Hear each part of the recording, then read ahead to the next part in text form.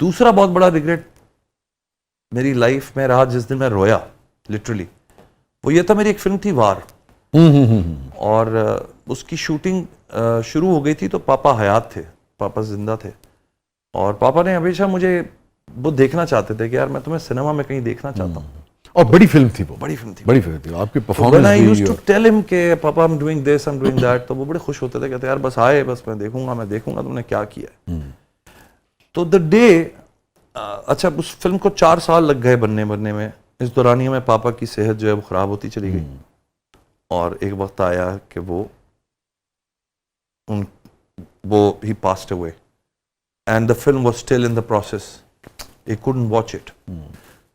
तो जिस दिन प्रीमियर था, मुझे याद है वसी भाई के, मैं बड़े कैजुअली, मेरे बिलाल का फोन आया, तो हम बात कर रहे थे, तो बिलाल बड़ा एक डाउन टू अर्थ आदमी है, उससे मुझे बोला यार शमून भाई मैं बड़ा कंफ्यूज हूँ, आज ये फिल्म अगर चल गई तो चल गई, वरना बहुत बुरी तरह पिटेगी। मैंने कहा यार अल्लाह पर भरोसा रखो, मुझे उम्मीद है इंशाल्लाह। उसने कहा यार पूरे पाकिस्तान की इंडस्ट्री होगी, ये होगा वो होगा।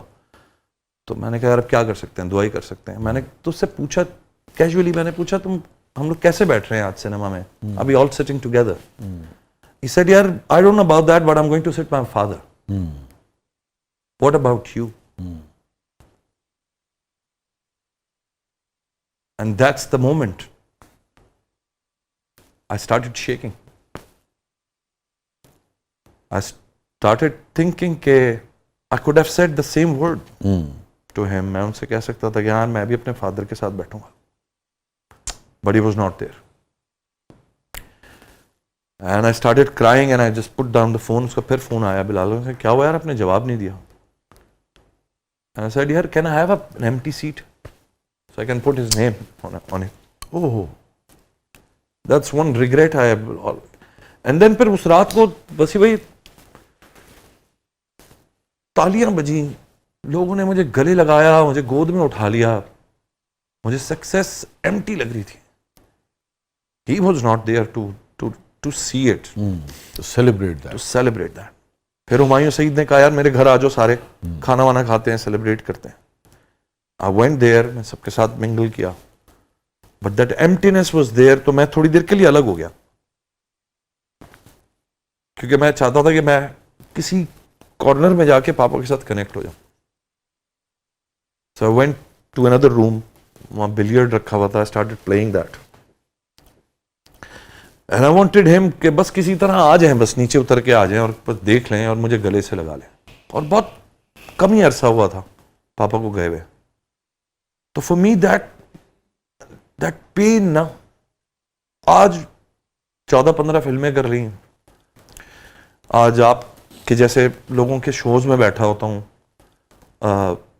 नामवर लोग बुलाते हैं, प्यार करते हैं, मोहब्बत करते हैं, मुझे खुशी नहीं होती, मुझे कंप्लीटली खुशी नहीं होती. मुझे पता है मेरे बच्चे, मेरी बीवी, मेरे घर वाले, मेरे भाई बहन खुश होते हैं मुझे देखकर. आप जिसे दिखाना चाहते थे वो नहीं है. तो मेरे लिए कामयाबी ना अधूरी सी रह गई. अब मेरे लिए ये एक जॉब बन गई है. It's not spiritual anymore. It's not कि मैं कहूं कि यार नहीं और सब कर लिया. was one person in this world that I wanted to thank you.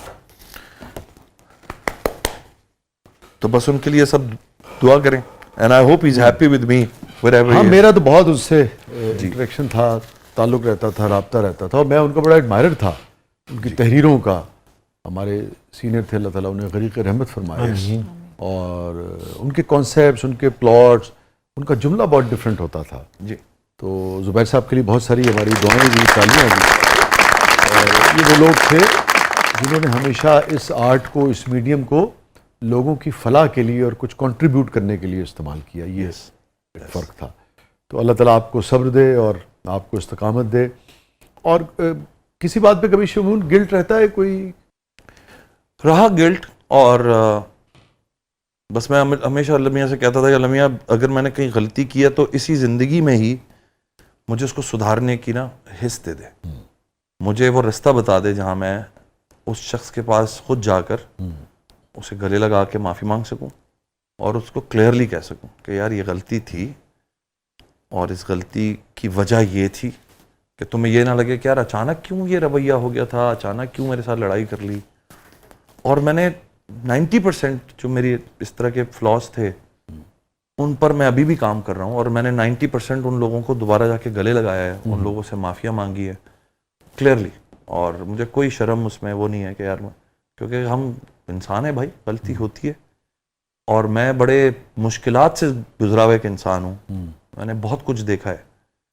लोगों को नहीं पता, लोगों को लगता है बस मैं एक सेलिब्रिटी हूँ, उठाऊंगा अचानक मेरे मुंह में जो है वो सोने का चमचा होगा और मैं आ गया। लोगों को नहीं पता कि मैंने कितना स्ट्रगल किया है। मैंने, और स्ट्रगल बहुत सारे लोग करते हैं, लेकिन मैंने स्पिरिचुअली, मेंटली, साइकोलॉजिकली मैं बहुत सारी चीज़ों से गुजरा हूँ। और मेरे लिए ये मुल्क बिल्कुल एक एलियन जगह थी, और मैं इस मुल्क के लिए एलियन था। मैं इटली से आया हुआ एक लड़का था। और क्या उम्र थी आपकी? 16-17। 16। अच्छा, हाँ, तो फिर तो आपके लिए तो बिल्कुल ही अजनबी होगा। अजनबी था क्योंकि मेरे लिए, लड़कपन और बचपन जहाँ गुजरे जी, वो रहता है हमेशा आपके बच्चे भाई। मुझे ना उर्दू पढ़नी आती थी, हाँ। ना मुझे लिखनी आती थी। हाँ। मैं फिर राइटर बना उर्दू का। मैं, और थैंक्स टू माय फादर, मैंने उर्दू बोलना सीखी। मुझे उर्दू बोलनी नहीं आती थी। मैं आज भी सही उर्दू नहीं बोलता हूँ, ये मैं बता दूं आपको। मैं बोल रहा हूँ ना, तो it's like my mind translates words. हाँ, पहले उसको आप पहले करता हूँ। अब प्रैक्टिस में आ गया हूँ, चूंकि 15-20-25 साल हो गए इस सारे प्रोसेस को, तो मैं आसानी से बोल लेता हूँ, वरना मेरे आज भी अल्फाज कहीं ना कहीं गड़बड़ाते हैं। तो मेरे लिए ना बड़ा एलियन था ये सब कुछ। और इस मुल्क में आके मुझे लगा यार मैं क्या करूँगा, मतलब मैं यहाँ, मेरी क्या फ्यूचर है, मैं क्या बनूंगा इधर, मुझे तो कुछ नहीं पता था। तो अल्लाह इतना मेहरबान रहा कि उसने एक रास्ता दिखाया। और मैं वो आदमी हूँ कि मुझे थोड़ी सी भी रोशनी कहीं से नजर आ जाती है, मैं लग जाता हूँ उस चीज़ के पीछे। मैं लगा तो फिर मुझे लगा कि यार ये तो इंडस्ट्री तो एक बहुत बड़ी यूनिवर्स है, it's not just about acting. और 19 साल की उम्र में बात समझ में मुझे आ गई थी कि do not become just an actor जो कि फ़ोन का वेट करता हूँ कि यार फ़ोन आएगा तो मेरा काम हो। अपने साथ 4-3 क्राफ्ट और सीखो। तो मैंने सिनेमाटोग्राफी सीखी, मैंने लाइटिंग सीखी। डायरेक्शन कितनी अच्छी आपकी हमेशा रही। हाँ। मैंने वो पढ़ा, मैंने लोगों को रीड करना शुरू किया। इटालियन सिनेमा का कितना असर रहा आपकी शख्सियत पे, आपके उस पे? बहुत।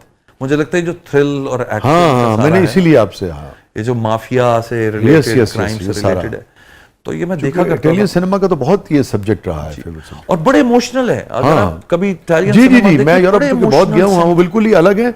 और हमारी रहतल के उनका खानदानी निज़ाम बहुत ज्यादा करीब, अपने बुजुर्गों की बड़ी रिस्पेक्ट करते हैं, साथ रखते हैं, साथ रहते हैं। दिस वाज द रीजन कि कोविड के दिनों में सबसे ज्यादा जो अमवात थी वो वहाँ इटली में इटालियन जो बुजुर्ग थे उनकी हुई, चूंकि घरों में सबसे ज्यादा बुजुर्ग वहाँ पाए जाते हैं। एब्सोल्युटली। आप तो सोफिया लोरेन को भी मिस करते होंगे? सर, सोफिया लोरेन के मैं गोद में बैठा हूँ। किसी मजाक कर रहे हो? नहीं, मैं वाकई मैं बता रहा हूँ। वाकई? हाँ, मैं छोटा सा था तो पापा सोफिया लोरेन करते थे। तो एक जगह हमारी शॉप्स थी, तो वहां पर वो आते थे, पियाज़ा नवोना एक जगह थी, तो वहां पर ये बुड स्पेंसर, चार्ल्स ब्रॉन्सन, सोफिया लोरेन, ये सारे जो इटालियन खासतौर पे जो रॉबर्ट डी नीरो, ये लोग घूमने फिरने रोम आते थे। तो रश लग जाता था जब ये लोग आते थे ना। तो पापा भी जा रहे फैन थे सोफिया लोरेन के। तो एक दिन मेरा हाथ पकड़ के ले गया, कहता है सोफिया लोरेन। मैं सोचता था कौन है Sophia Loren. And I went there, तो शी सेट डाउन। तो पापा ने बताया इटालियन में उनको कि ये मेरा बेटा है और मैं आपका बड़ा फैन हूँ और मैं उसको समझाता हूँ कि आप कौन है, क्या है। तो वो सुनती नहीं और मुझे अपने गोद में उन्होंने बिठा के प्यार किया। मैं उनको देखता रहा, सच ब्यूटी और क्या पर्सनैलिटी थी, और क्या परफॉर्मर थी, क्या परफॉर्मेंस थी। तो I was lucky. But Spencer के साथ तो बाकायदा पापा की दोस्ती थी। बट स्पेंसर वो थे जो, बट स्पेंसर और टेरेंस हिल, ये दो थे जो कॉमेडी फिल्म्स में आते थे, एक्शन फिल्म्स में। तो टेरेंस हिल से तो मैं नहीं मिला था, बट स्पेंसर मुझे सैंडविच खिलाने ले गया, इस तरह का सिलसिला था। तो कहीं ना कहीं था। रॉबर्ट डी नीरो को दूर से देखा हुआ है when he was young. Taxi driver शायद उस जमाने में उनकी बड़ी हुई भी थी। तो इन्फ्लुएंस। अच्छा, पर पापा मामा के साथ नहीं जाते थे सिनेमा। मैं छोटा सा था, 8-10 साल का। आपकी वालिदा पाकिस्तानी थी? She was Indian. अच्छा, दिल्ली से, मगर इटली में मुकीम थी? नहीं, ये लोग दोनों साथ गए थे और फिर वहां जाके रेजिडेंसी ली थी। ठीक। तो थे दोनों, पाकिस्तान में ही मिले थे, यहीं पे हुआ था। तो जब मुझे पापा सिनेमा लेके जाते थे तो मैं बैठता था ना, तो सामने लोगों के सर नजर आते थे, तो मैं खड़ा रहता था। तो मुझे पापा ना अल पचिनो, ये क्या नाम था उसका, यार वो बड़ा डस्टिन हॉफमैन, अच्छा अच्छा इनकी फिल्में दिखा दिखा के मुझे मेरे कान में ना बोलते रहते थे कि देखो ये इसकी आंखें देखो तुम कैसे चलती है। मुझे नहीं पता कहां से, शायद उनके जहन में ये बात थी कि one day I will become an actor, I don't know, but he used to tell me the craft of actors. ये देखो तुम कितना सा कद है इसका, लव सिनेमा। सिनेमा। तो सिनेमा उन्होंने मुझे ऐसा ऐसा दिखाया इटालियन सिनेमा तो क्या सिनेमा है सर। उफ, यस, क्या बात। फिर वहां की वो जो सनफ्लावर आप देखें, Yes, आप yes. बाइसिकल थीफ भी मेरे ख्याल में इटालियन ही है। तो उनकी जो सेंसिटिविटीज हैं उनकी मूवीज में, उनके जो रिलेशनशिप्स हैं, वो सब चीजें वो सब मेरे अंदर बस गई कहीं वो फिल्में देख देख के। तो वो मुझे लगता है कहीं वो क्राफ्ट ना रह गया और वो काम आ गया। काम आ गया।